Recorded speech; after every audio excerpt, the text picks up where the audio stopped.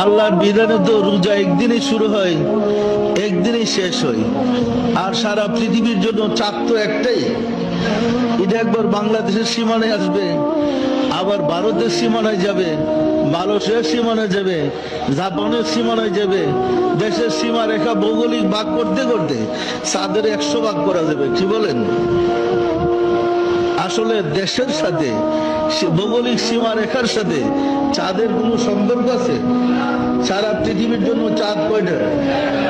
তো মিশরের লোক যদি শনিবারে চাঁদ দেখে রবিবারে রোজা শুরু করতে পারে, সারা পৃথিবীর মুসলমান ওই দিনে তো রোজা রাখতে পারতো? পারতো না? পারতো না?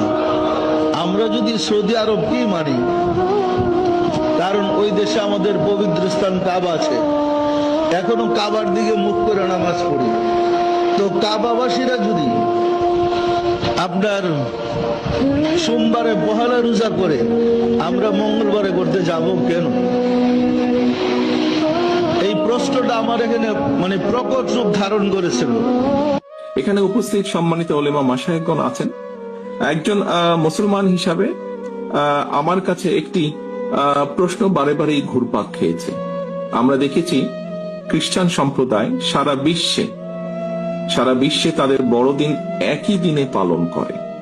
আমি এখানে উপস্থিত ওলেমা মাশায়েখগণকে অনুরোধ করব, শুধু আপনাদেরকে নয়, সারা দেশে আরো অনেক জ্ঞানী ওলেমা মাশায়েখগণ আছেন। আমরা চিন্তা করে দেখতে পারি কিনা, আমরা আলোচনা করে দেখতে পারি কিনা যে বাংলাদেশের মানুষ সারা বিশ্বের মানুষের সাথে একই দিনে আমরা একসাথে রোজা এবং ঈদ পালন করতে পারি কিনা। বিজ্ঞানের যুগে এটি করা সম্ভব কিনা, কোনো উপায় আছে কিনা, এই বিষয়টি আপনাদেরকে আমি চিন্তা করার জন্য